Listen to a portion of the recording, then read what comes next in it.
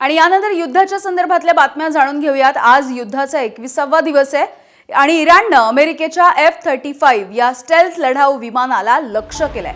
हल्ल्याच्या नंतर या लढाऊ विमानाने अमेरिकेच्या तळावरती आपत्कालीन लँडिंग केलं। सध्या वैमानिकाची प्रकृती स्थिर आहे। आतापर्यंत अमेरिकेने असा दावा केला होता की जगामधील कोणतीही रडार किंवा हवाई संरक्षण या अदृश्य लढाऊ विमानाला शोधू शकत नाही।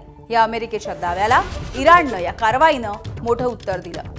F-37 हे जगामधल्या सगळ्यात महागड्या लढाऊ विमानांपैकी एक आहे, ज्याची किंमत 100 दशलक्ष डॉलर्सपेक्षाही अधिक आहे। जर इराणचा दावा पूर्णपणे खरा ठरला तर या युद्धामधील ही सगळ्यात मोठी लष्करी कामगिरी मानली जाईल। इराणने असेही दावा केलाय की या घटनेपूर्वी त्यांनी अमेरिका आणि इस्रायलचे 125 पेक्षा अधिक ड्रोन पाडले आहेत।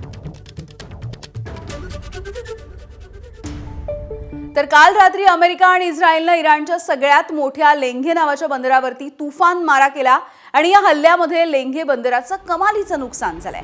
बंदरावरती मोठी आगही लागली आहे आणि या सगळ्याचा बदला घेण्यासाठी इराणने इस्रायलच्या हायफामधील तेल शुद्धीकरण कारखान्यावरती जोरदार मारा केला।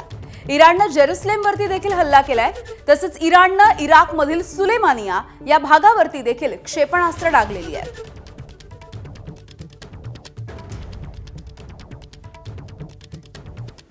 तर इराणकडून अमेरिका आणि इस्रायलवरती ऑपरेशन ट्रू प्रॉमिस 4च्या अंतर्गत हल्ला होतोय आणि इराणी रिव्होल्युशनरी गार्ड्सने हा व्हिडिओ प्रसिद्ध केलाय।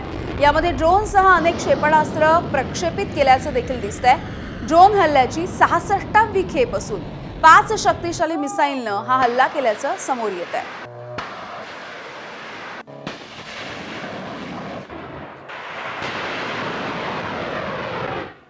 युद्धाच्या 21व्या दिवशी देखील इराणने इस्रायलवरती जोरदार हल्ले सुरू ठेवलेले आहेत आणि इराणने इस्रायलची राजधानी असणाऱ्या जेरुसलेमवरती देखील क्लस्टर बॉम्बने हल्ले केले। काही इराणी क्षेपणास्त्र इस्रायलने हवेतल्या हवेत नष्ट केली तर काही क्षेपणास्त्रांनी लक्ष्याचा वेध घेतल्याची माहिती आहे। इराणच्या हल्ल्यानंतर जेरुसलेममध्ये जोरदार सायरन वाजले। जेरुसलेममधल्या बेथ शेमेन या भागामध्ये देखील हानी झाल्याचं कळतं आहे। जेरुसलेममध्ये एका तासात जबर 4 वेळा हल्ल्याची सूचना देणारे सायरन वाजलेले आहेत।